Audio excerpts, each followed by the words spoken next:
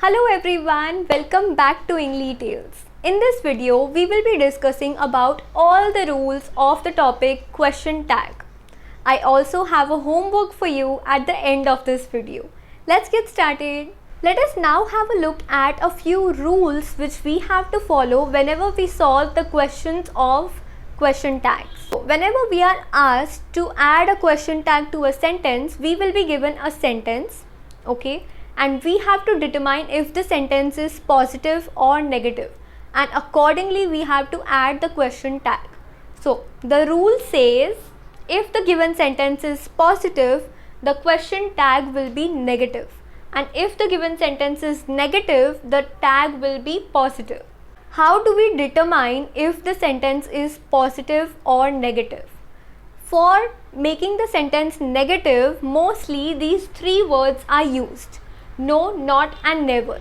If these three words are present in the sentence becomes negative, okay? And if these three words are not present in the sentence becomes positive. Let us have a look at a few examples of question tags from rule number 1, direct verbs, okay? In these type of sentences, direct verbs are given in the sentence. Let us look at the first one. It is a sunny day, okay? So this is the given sentence, and in brackets you will be given add a question tag. This will be the question in your question paper. What you have to do is you have to write down the complete sentence as it is, okay? It is a sunny day, and instead of this full stop you have to add a comma over here, okay?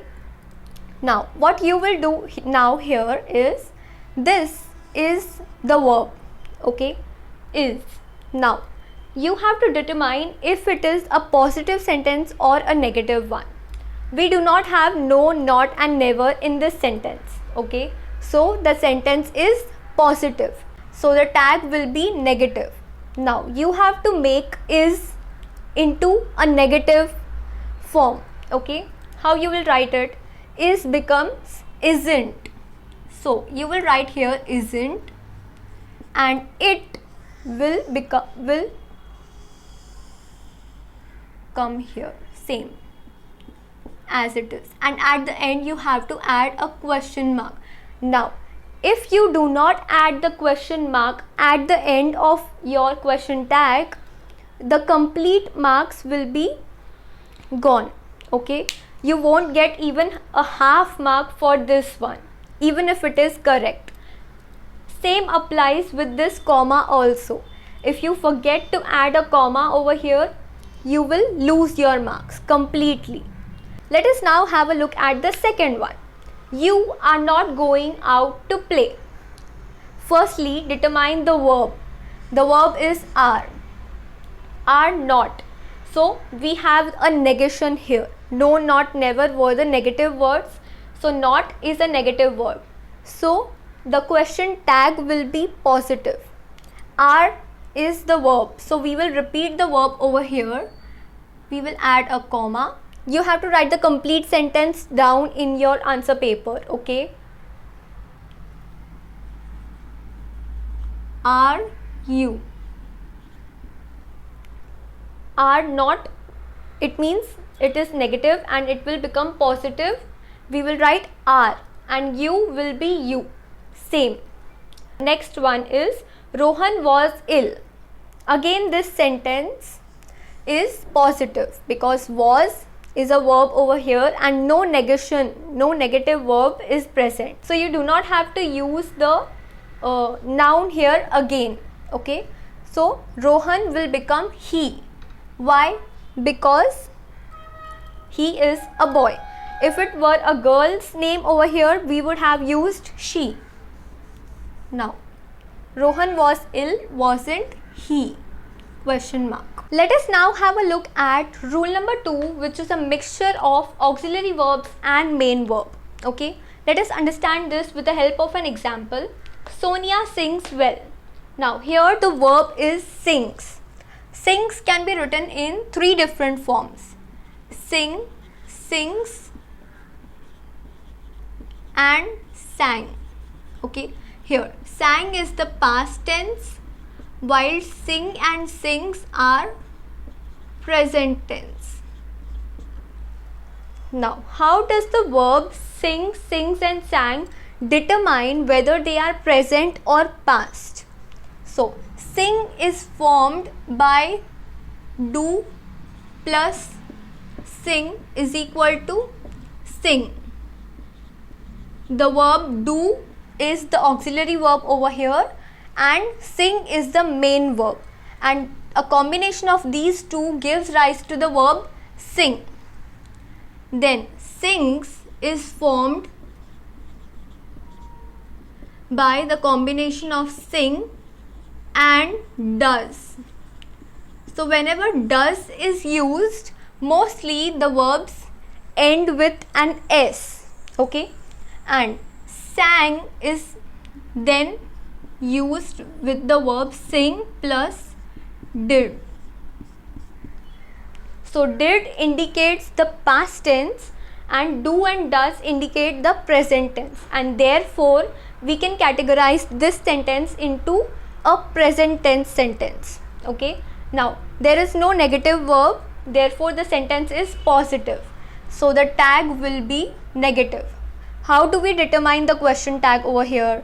Sings is formed from does plus sing. So this will be the verb which will come over here. Okay, so Sonia sings well, doesn't she? Question mark. This will be your question tag over here. Let us move on to the next one. We go to the temple daily. Now the three forms of go will be go, goes and went. So go and goes are present tense and went is the past tense. Go is formed from the verb do plus go. We go to the temple daily, comma, don't we? Question mark. This will be your question tag over here. Next, he wrote a letter. He wrote a letter. This is the past tense. The three forms of the verb wrote would be write, writes and wrote. So write and writes would be present and wrote will be the past tense, and past tense is formed from the verb did plus write. So he wrote a letter, comma, did will be used over here. Didn't he? Question.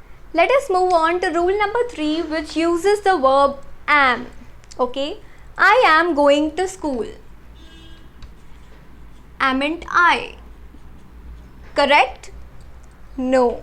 There is no verb like amn't in English language. Okay, you cannot use amn't I. Now, so what do we use over here? The verb is am. Okay, whenever we see the verb am and the sentence is positive, we have to use the word aren't I, comma, or ain't I.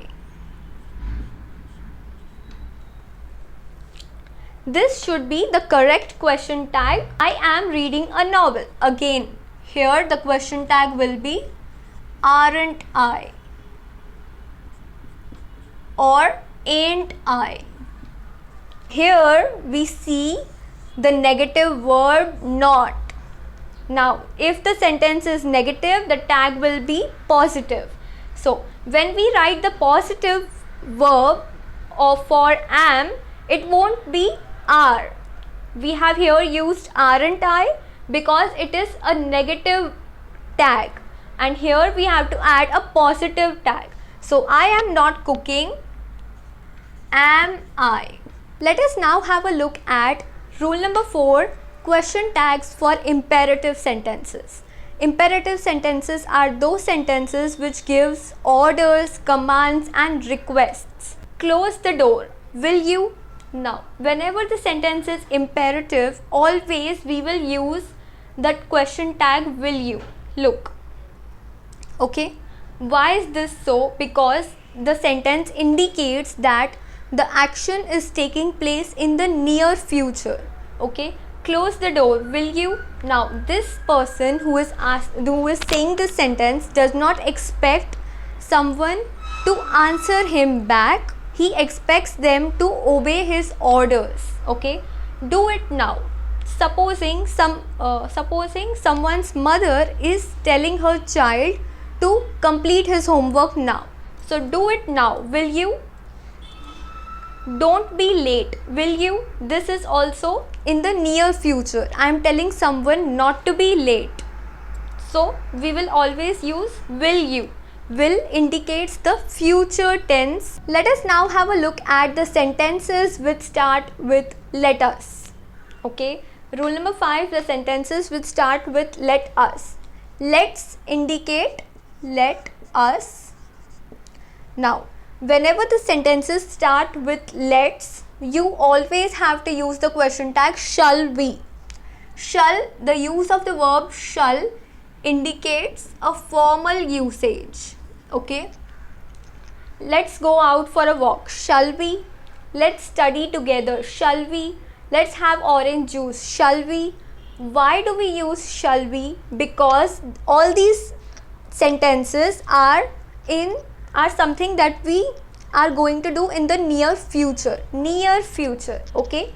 Let us go out for a walk. So we are going out for a walk.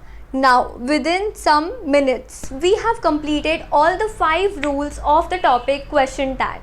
On your screen now, you have some 10 questions which you can solve on your own. Okay. Please take a screenshot of these questions and try solving them on your own. I will be coming up with a detailed video with the explanations of these 10 questions very soon. Okay. My name is Simran Mehtani and I'm signing off. You take care of yourself. Bye.